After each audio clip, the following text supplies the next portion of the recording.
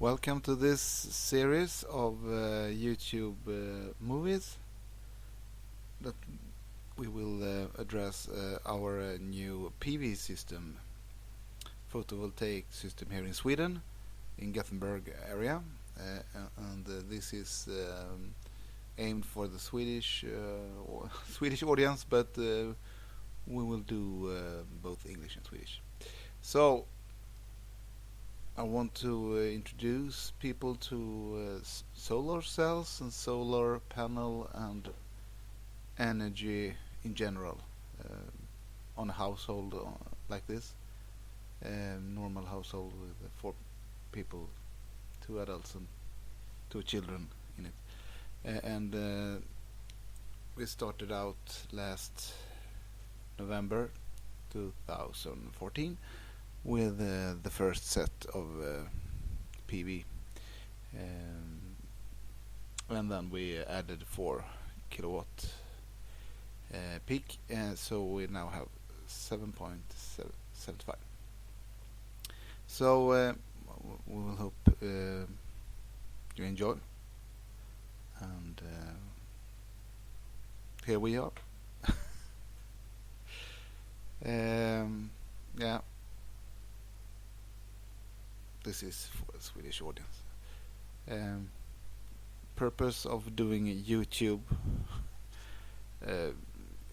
is that when I was a couple of years ago, when I was interested in this, it's not so much information in Sweden about this.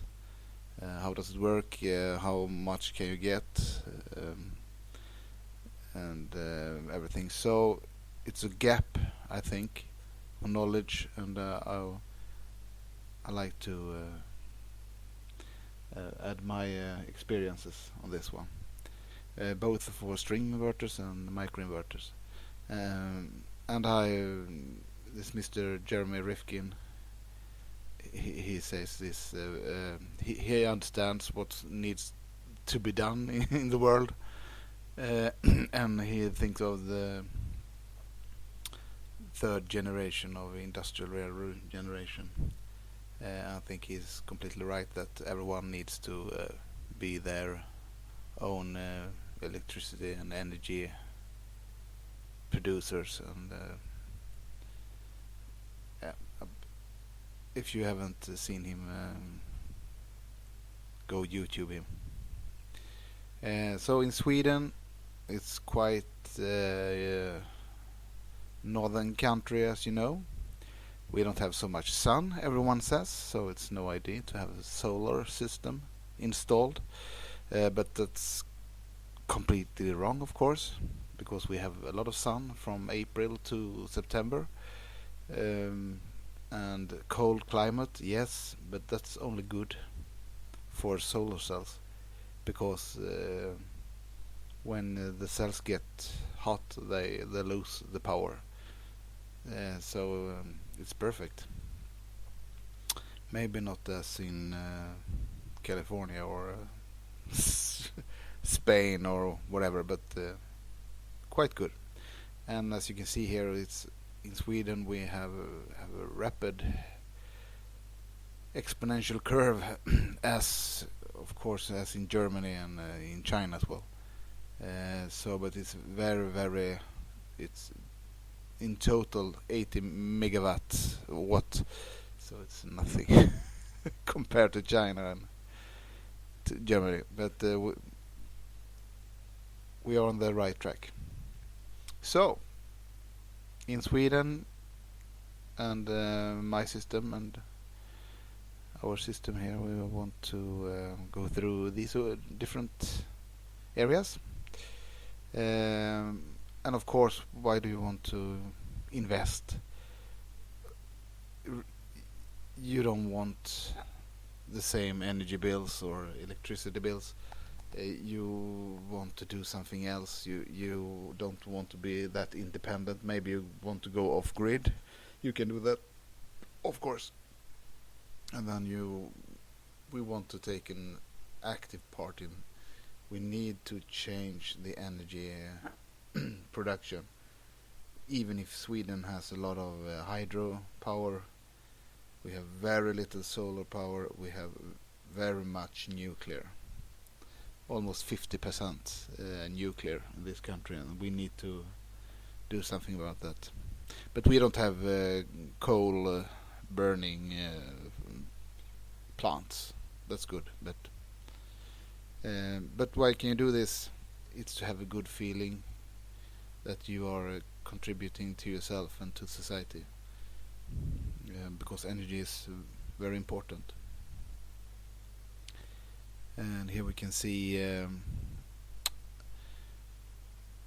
start of the project. We have had this house for like 3 years, 2 years before we started the plans of solar. And of course there's a lot of consumers in a household.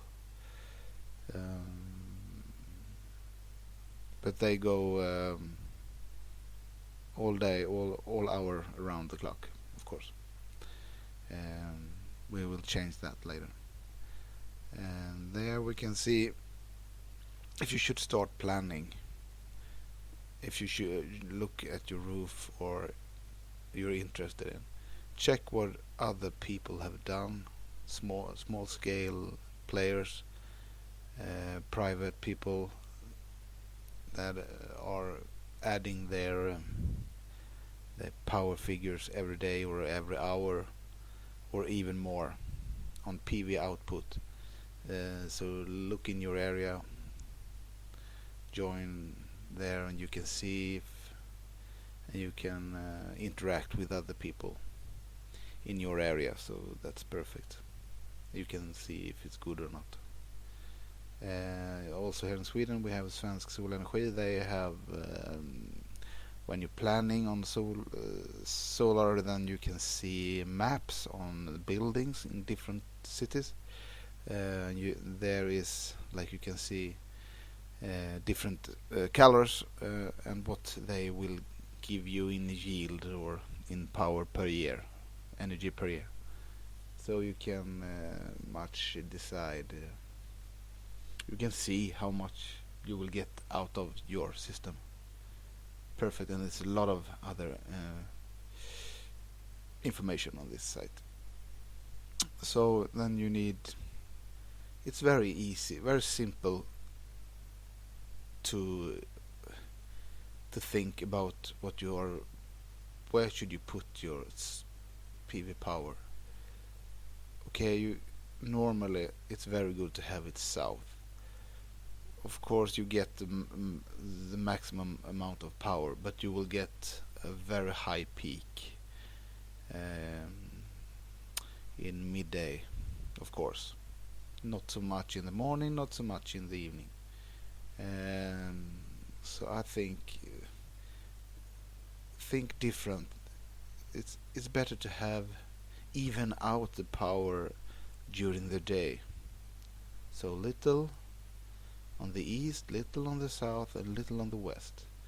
Gives you a smoother ride during the day, and it will keep you powering your house a longer time, and it will also contribute to the not the imbalance it can be on the grid, because in the day it's a lot of power. When it's sunny, it's better to smooth out and to not have these peaks. So in Germany, for example, there are limits on how much you can export during the day, because they cannot handle the high peaks. If you don't have a battery or something, then you can, of course, you want so much energy as possible. So our roof, then we needed 2 different type of inverters, and we have here the micro inverters, because we have a chimney that have shading issues, and that is no good with the string inverter, where you put every panel in series. Here you make it parallel, and you can shade the different panels differently, and it will not interact or affect the other power from the other panels. So it's perfect. Um, but for the other part of our roof, it was just no shading at all. Then just go for one massive big inverter if you want.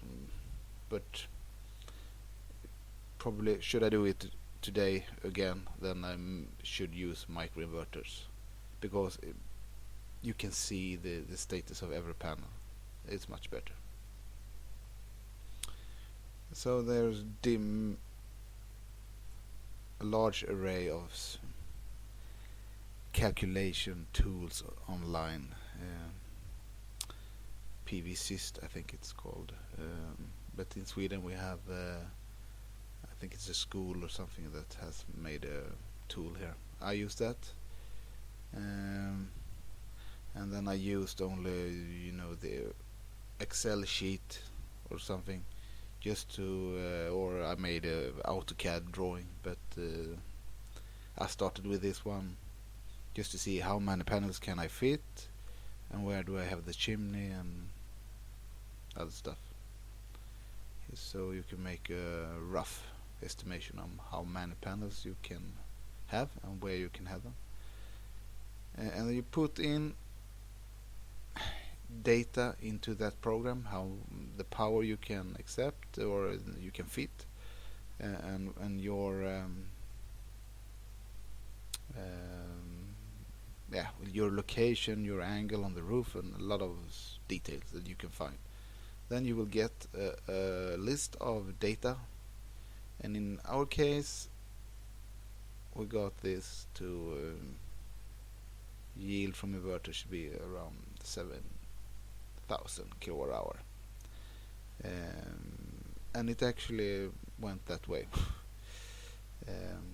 So the sun is very predictable, you can say.